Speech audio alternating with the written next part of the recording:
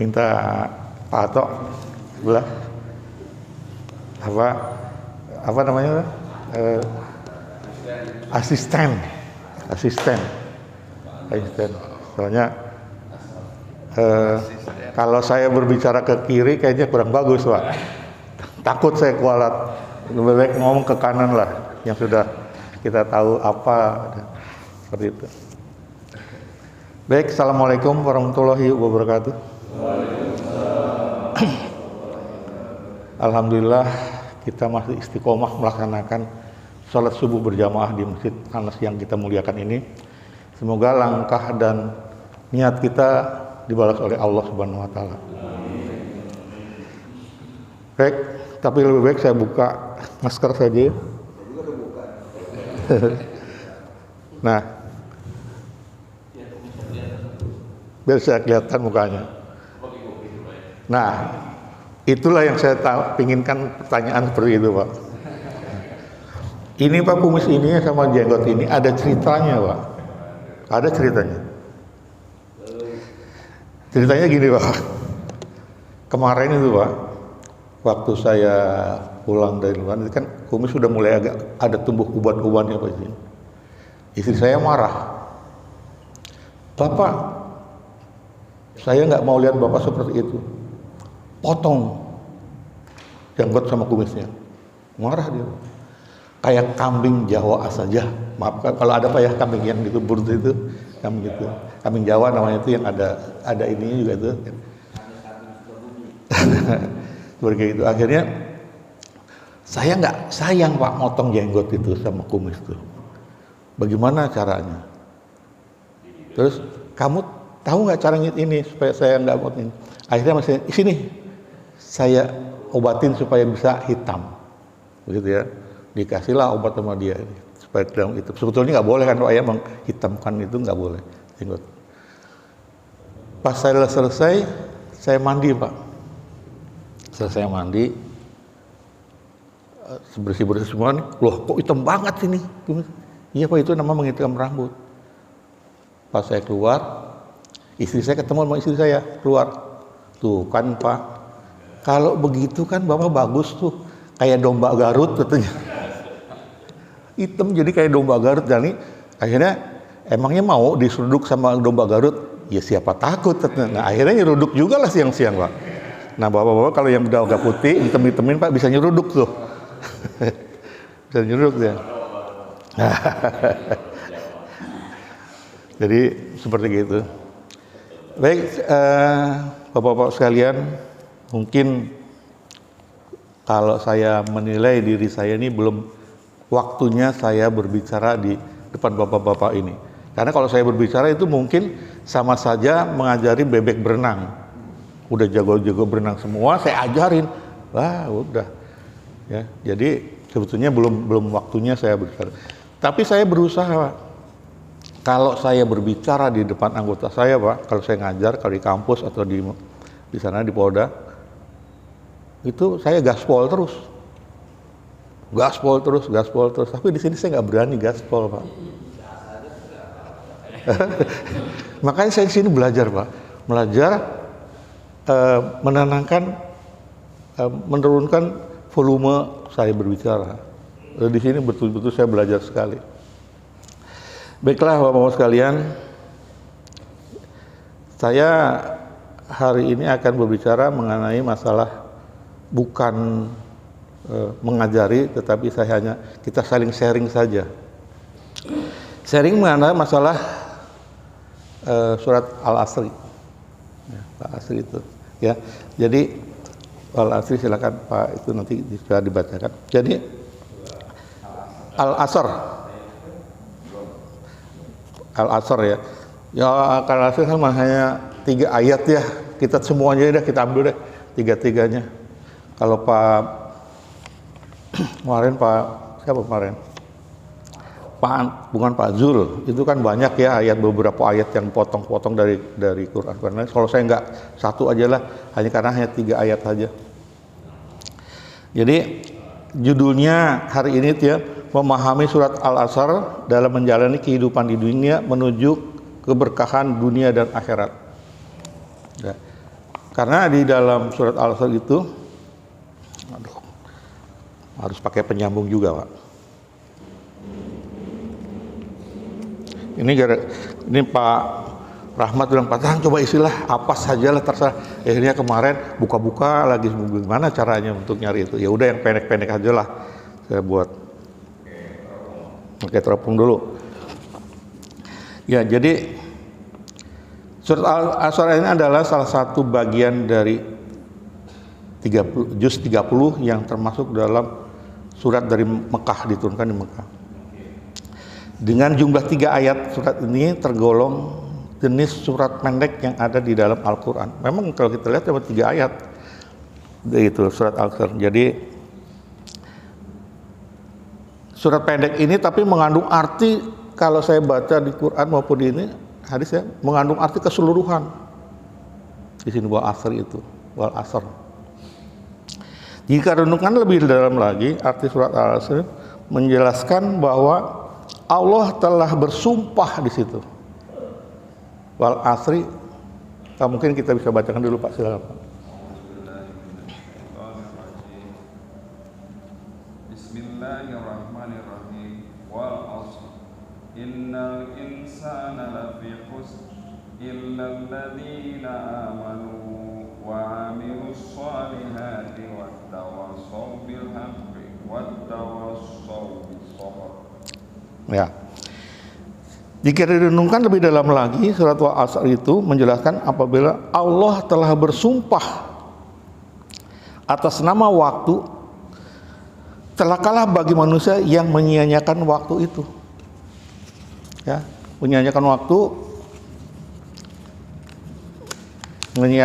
waktu, melakukan hal yang kurang bermanfaat, kecuali orang yang memiliki keimanan melalui menjalankan amal soleh, saling berwasiat terhadap kebenaran dan kesabaran.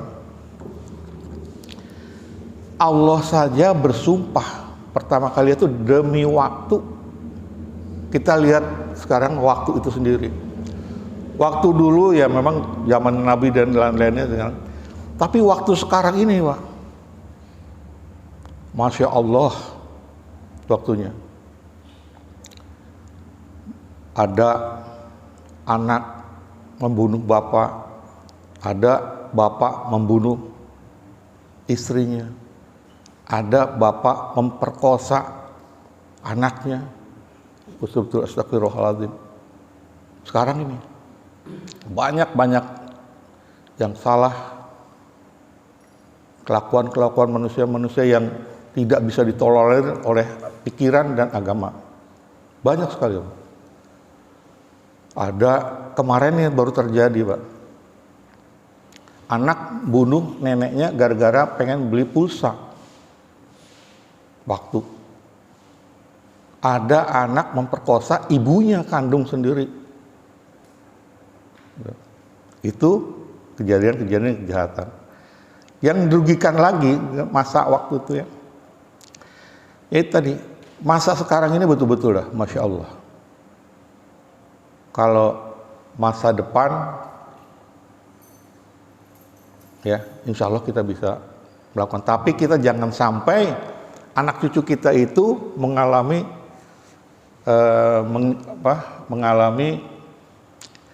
hari kiamat. Karena menurut Pak Ustadz, hari kiamat itu betul-betul hari yang sangat menakutkan. Tidak ada istilahnya ingat satu sama lain. Tidak ada ingat siapa bapak, siapa anak, siapa istri, siapa mantu, nggak ada. Jangankan untuk mikirin itu, untuk dirinya sendiri saja sudah tidak bisa menjaga. Jadi mudah-mudahan kita semua jangan sampai mengalami hari kiamat nanti. Ya Pak Chandra ya, Pak Chandra, ya. Mudah-mudahan kita jangan mengalami ya hari kiamat. Ya. Tapi kalau kemarin kita lihat ketemu dengan kiamat tukang buah, kiamat, ya itu lain lagi ceritanya. Jadi surat Al-Asr memang mengajarkan manusia jika tidak memanfaatkan waktu, ya, untuk hal-hal yang berguna hanya untuk menjerumuskan pada kerugian. Jadi kita ya alhamdulillah kita di sini memanfaatkan waktu nih. Kita mendengar tausiah, kita mendengar petunjuk-petunjuk, arahan-arahan yang sifatnya untuk mengisi diri kita. Bagaimana kita ini mengisi waktu kita yang sampai terbuang percuma-cuma. Alhamdulillah kita ada di sini. Tapi ada juga sebagian, maaf, rekan-rekan kita sudah waktunya subuh, dia masih tidur, masih menghayal di kasur dan lain-lainnya. Sedangkan ibadah subuh itu, jangankan sholat subuh berjamaahnya, qobliyah subuhnya itu aja sudah pahalanya dunia dan sisinya. Gitu ya, kalau kita tidak memanfaatkan itu ya betul-betul kita itu sebagai orang-orang yang merugi. Itu baru satu sisi lagi. Ya. Jadi kita harus tetap memanfaatkan waktu ini, jangan disia-siakan. Biarpun sebesar biji tin, ya, sawi atau gimana itu pahala, pasti ada balasan pahala dari Allah. Makanya kita setelah bangun tidur malam itu mau menjelang jam kita mau sholat tahajud malam, sebelum kita menginjakkan baca bismillah dan kita mawas diri dulu. Telah kita kerjakan apa kemarin? Introspeksi. Perbuatan apa yang sudah kita laksanakan? Ibadah apa yang kita sudah kerjakan? Untuk hari kemarin kita sudah mengetahui diri kita seperti apa. Nah, untuk hari ini kita berbuat yang lebih bagus dari hari kemarin. Jadi kalau ada celakalah orang apabila merugilah orang apabila hari ini sama dengan kayak kemarin. Tetapi kalau celaka lagi hari ini lebih jelek daripada hari kemarin. Seperti itu. Kita harus tetap ya untuk mengisi waktu ini dengan benar-benar penuh dengan keriduan daripada Allah. Tapi juga kita beribadah juga jangan karena nanti kan gue ketemu sama Pak Anies, gue nanti mau gini-gini, udah hilang tuh pahala besarnya. Karena apa? Karena sudah merasa dirinya ingin dilihat orang, ingin kita dipuji orang, ingin kita dianggap kita lebih baik daripada orang-orang yang lain. Jadi kalau urusan pahala atau dan lain-lainnya udah kita pasrah kepada Allah aja. Apalagi sekarang kita dengar kan sering orang bilang, wah ini kafir nih, wah ini murtad nih, oh ini bid'ah, ini itu. Nggak usah. Kita jamaah di Masjid Anas ini sudah terdeteksi baik, sehingga ke depan apa yang sudah kita raih baik ini, waktu-waktu ke depan yang sudah saat ini sudah kita raih baik, jangan dibuat yang merusak citra dari Masjid Anas ini. Semoga bapak-bapak dan rekan-rekan yang lain bisa memanfaatkan waktu yang benar-benar bermanfaat bagi kemaslahatan Masjid Anas dan kebaikan untuk kita semua.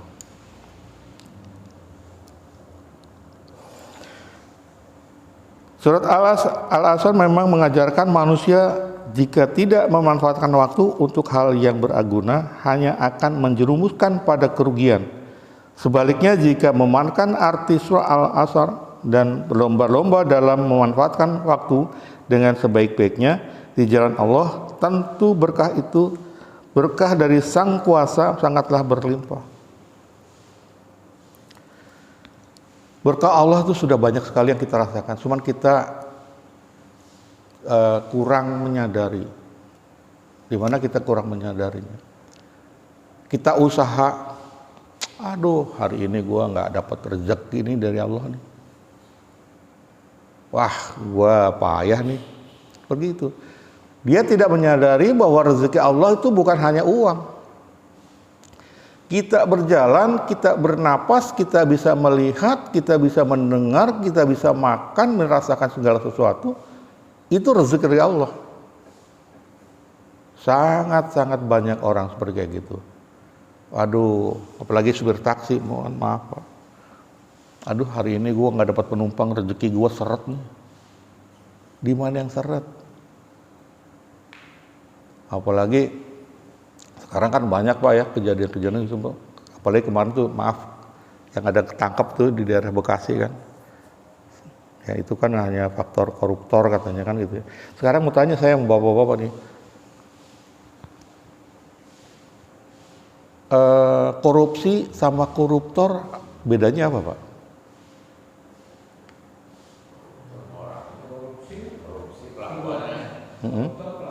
Ya, kan Pak. Kalau korupsi itu kegiatannya, koruptor itu kalau sudah ketangkep, iya kan? Saya ini melakukan korupsi saya. Tapi nggak ketangkep, saya bukan koruptor. Tapi kalau saya sudah ketangkep, ya saya koruptor. Iya kan? Berkayak gitu. Iya. Kalau ketangkep itu baru koruptor. Kalau nggak ketangkep ya korupsi aja. Nah, itu loh. Jadi kalau ada orang yang ketangkep, yang nggak korupsi yang ketangkep, ya dia sial aja dia. Sial gitu. Aman-aman aja dia kan gitu. Ya kalau ketangkep ya sial aja. Gitu. Jadi perbedaannya itu antara korupsi dan koruptor. Ya. Terus banyaklah hal-hal yang lain Pak berkaitan dengan waktu itu sendiri.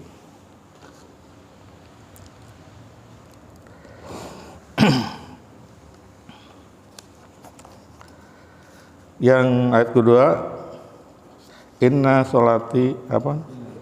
Inna insana lafi khusn. Manusia itu merugi. Banyak sekali kerugian-kerugian di Allah bilang kepada manusia ini merugi. Kayak tadi. Allah sudah memberikan, Allah sudah berjanji kepada manusia dengan waktu. Udah sumpah Allah aja sudah bersumpah. Masa iya kita mau macam-macam dengan sumpahnya Allah? Kalau sumpahnya kita mungkin bisa sumpahnya Pak Tatang paling begitu aja lah. Ya, sumpahnya sumpah sambel.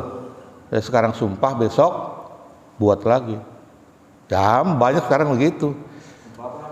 Sambel dimakan pedas tapi mau lagi gitu loh.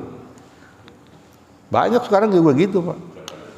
Ya makan lagi. Sama kayak ibu-ibu Pak. Kalau mau lahir, gue nggak mau lahir lagi, tapi besoknya lahir lagi aja juga gitu. Sampai anaknya 11. Ya. Banyak sekarang sumpah palsu yang dibuat Pak. Demi Allah saya bersumpah akan melakukan tugas dengan baik dan jujur dan benar. Tetap aja ketangkap-tangkap juga. Banyak betul. Banyak. Mungkin saya juga dulu seperti itu Pak.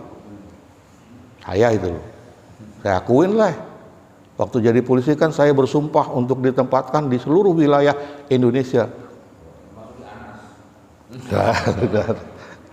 Tapi dalam kurung asal dekat dengan Monas.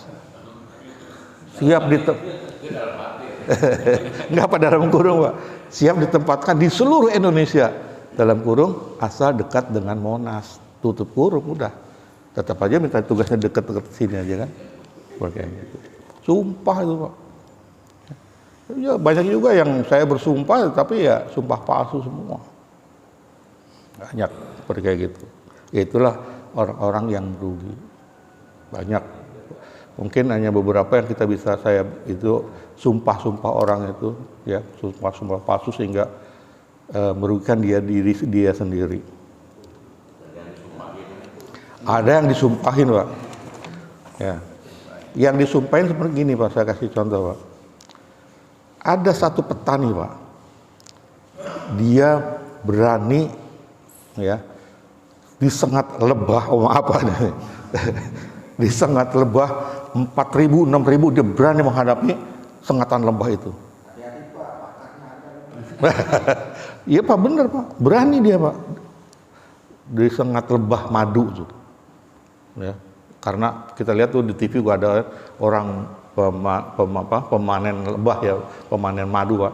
Kan tuh ribuan Pak. Berani dia menghadapi ke situ Pak. Ambil madunya itu, bawa pulang ke rumah. Tetapi dia tidak berani membawa pulang ke rumah satu orang madu Pak. Iya kan? Enggak berani tuh. Nah, itu.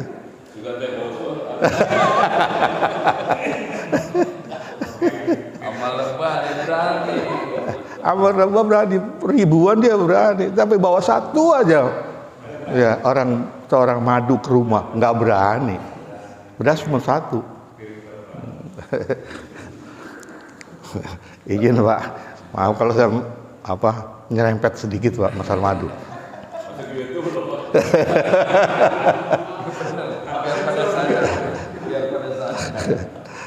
Ya seperti itu.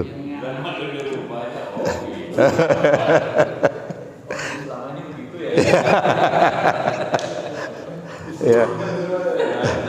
Ya seperti itulah. Jadi sengaja saya, oh iya Bang enggak?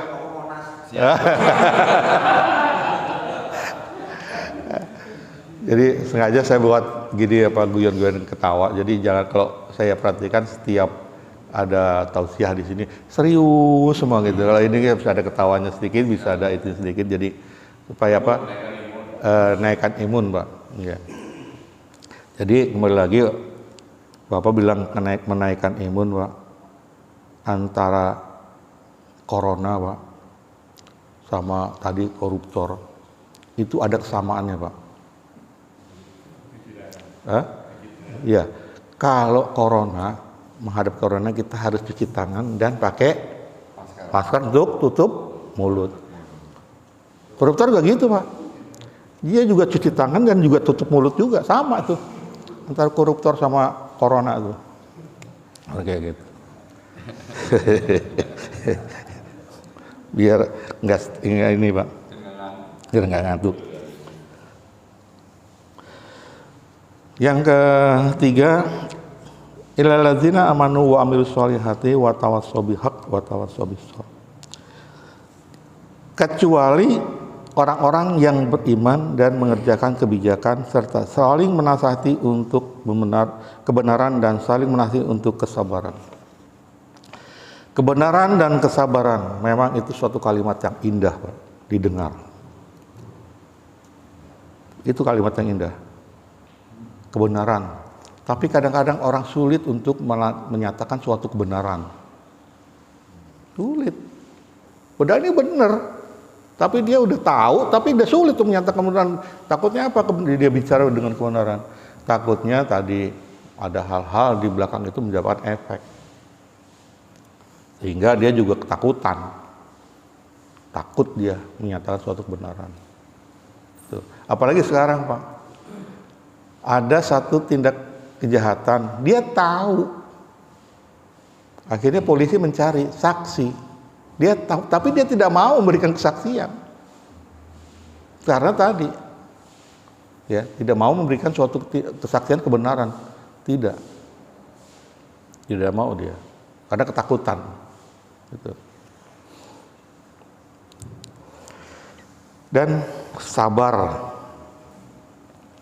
Sabar ini tadi kalimat yang indah, yang kita rasakan sangat berkenan di hati kita lah. Sabar. Ada orang yang ngomong, wah kebanyakan sabar bubar, ya, kebanyakan sabar bubar. Tapi ya itu tadi, sabar itu tidak ada batasannya. Biarkan sajalah kita selalu bersabar. Anggap aja kita ini Allah yang menentukan segalanya. Sabar saja. Ya Pak Tok ya. Walaupun jadi serep terus di sini berdiri ini, sabar aja Pak Tok. Sabar Pak Tok. Mudah-mudahan Allah memberikan pahala yang lebih besar lagi daripada sholat subuhnya. Jadi sabarlah.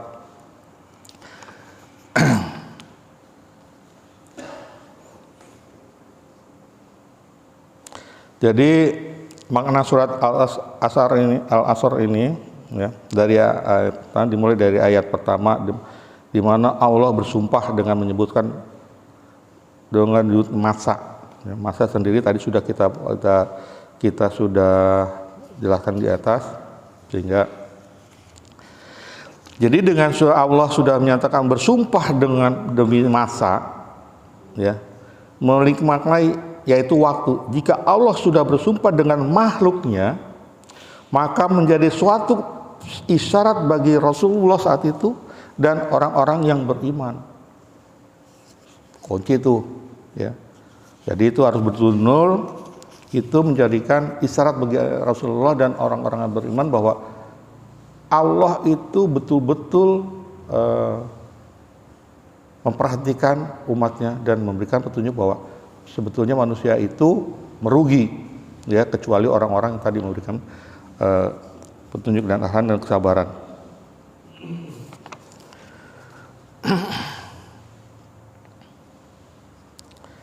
Tadi pada ayat kedua untuk masalah surat Al-Asr ini, jika banyak manusia dalam merugi sebab banyak orang yang tidak bisa memanfaatkan kesempatan hidup di dunia dengan sebaik-baiknya sesuai petunjuk agama, tetapi tiap hari hanya sibuk menikmati dunia yang sejalan dengan hawa nafsu.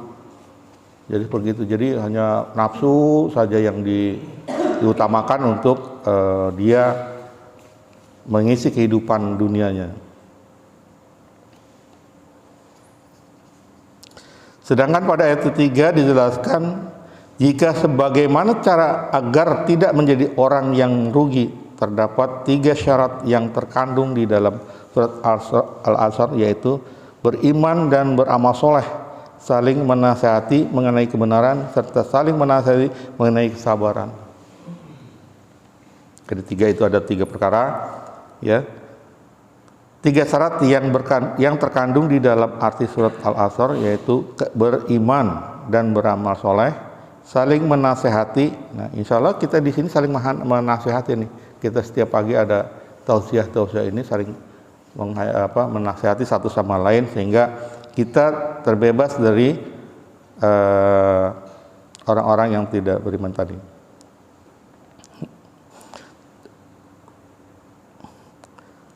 Bagaimana ini cara agar tidak menjadi orang yang merugi setelah memahami makna dari setiap ayat dari surat Al-Asr ini? Tentang bagaimana untuk menjadi orang-orang yang tidak merugi antara lain. Nah, ini ada bagaimana kita supaya tidak merugi. Ada caranya, Pak. Beriman serta beramal soleh. Makna dari beriman yaitu meyakini jika manusia hidup di dunia karena kehendak Allah. Tidak ada satu kejadian yang tidak kehendak Allah. Tidak. Semuanya asas kehendak Allah. Kita berkumpul di sini di masjid yang kita hormat, yang kita cintai ini semuanya kehendak Allah. Bukan saya mau datang ke sini, enggak. Memang niatnya kita ada, tapi kalau Allah tidak berkehendak, ya tidak akan terjadi. Saya dari Jalan Apel datang ke sini, niatnya mau sholat subuh di sini, nggak tahu di jalan ban saya kempes, balik lagi pulang. Di sini udah selesai sholat. Itu karena kan belum kehendak Allah tuh, belum kehendak Allah. Jadi semuanya kita harus memahami bahwa setiap langkah, tarikan nafas dan penglihatan kita semua ini kehendak Allah.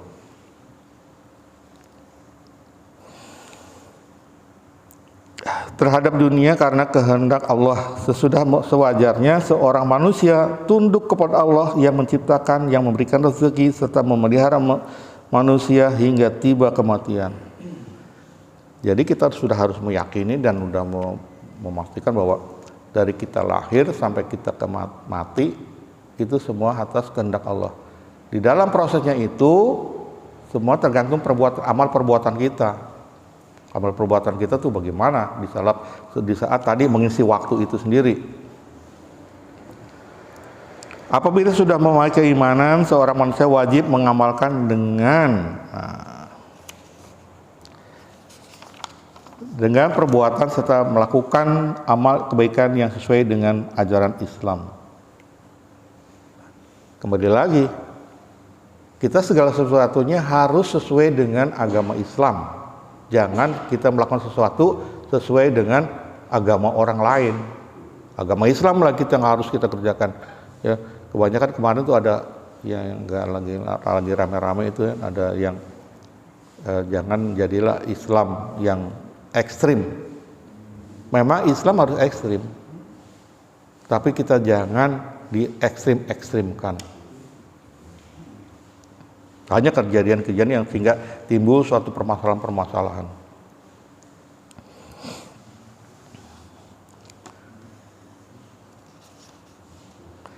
Saling memberi nasihat. Nah, seperti kita yang kita laksanakan sekarang ini, saling memberikan nasihat satu sama lain, ya, sehingga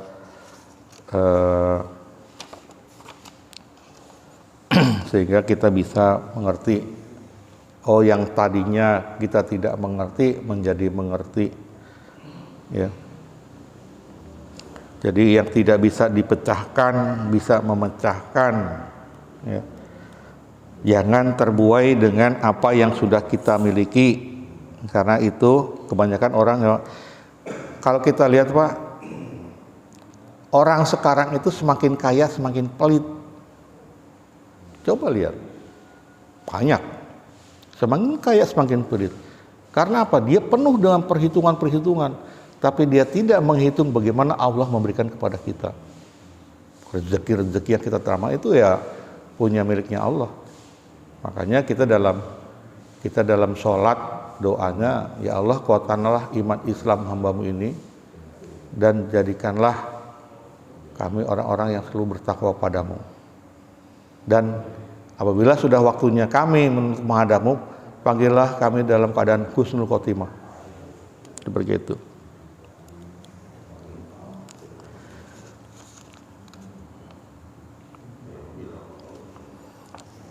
Tadi melatih untuk sifat sabar. Bagaimana kita nih, mungkin Pak atau Pak Rahmat ini bisa ya lebih mengutarakan bagaimana kita sabar, ya bagaimana kita untuk tetap selalu istiqomah dan sabar selalu gitu. Karena sabar itu Pak, yang terutama ya kita sabar terhadap keluarga. Karena apa? Yang gampang sekali kita menjerumuskan ketidaksabaran itu di hadapan keluarga.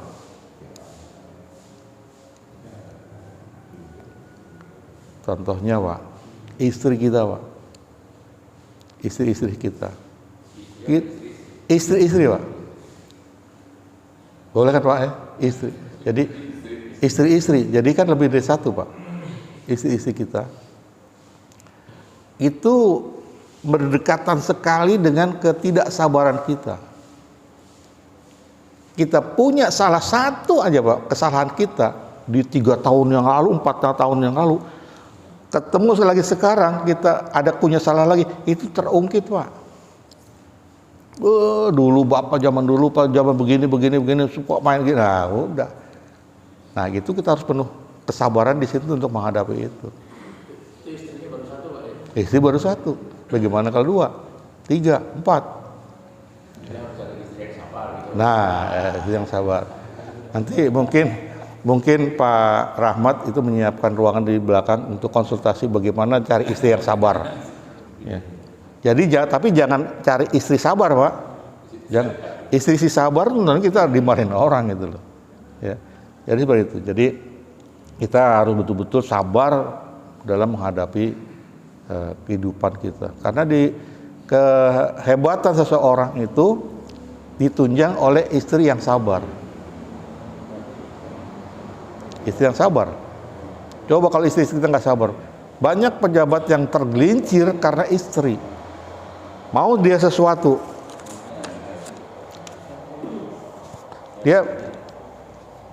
dia mau sesuatu, habis baterainya. Dia mau sesuatu, ya, masuk ke bapaknya, Pak, minta tanda tangan Pak, ini anak saya mau sekolah ini, Pak. Ajuin, bapaknya, wah nggak bisa nih, nggak bisa kamu dapat jabatan ini. Kamu tidak bisa menduduki tempat ini. Waduh, bagaimana caranya? Sudah bermacam-macam cara dilakukan sama dia. Tapi dia punya pikir, wah bagaimana dengan istrinya? Masuklah ke istrinya, Bu, mohon bantuan Bu. Ini saya begini, bla bla bla bla. Nanti begini Bu, oke. Diambil lah sama ibunya. Kasih tahu ke bapaknya, Pak ini mah tolong Pak gini. Oh nggak bisa gini. Oke Pak, nggak bisa nggak apa-apa. Tapi nanti malam kamu tidur di luar. Nah itu. Yang repot di situ. Hah? Iya, karena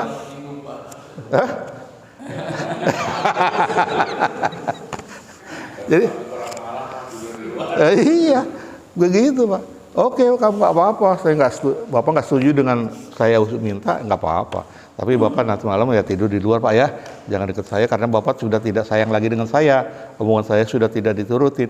Inilah jurang daripada suatu kehancuran. Jurang kehancuran itu jelas sudah habis. Tanda tangan, masuk, dicek lagi. Wah ini nggak bener nih, bla bla bla. Udah, habislah kita. Ya, jadi mungkin bukan apa ini karena udah waktunya juga, udah 5:30. Jadi mungkin itu saja yang saya bisa sampaikan, saya bisa berikan, saya bisa sharing kepada bapak-bapak sekalian berkaitan surat Al-Asr ini. Mudah-mudahan yang sedikit ini, ilmu yang nggak ada seujung kuku lah, yang saya miliki ini bisa bermanfaat bagi kita semua. Dan sekali lagi, terima kasih karena saya sudah diberikan kesempatan untuk bisa berbicara di sini. Mudah-mudahan kita ke depan bisa lebih baik lagi.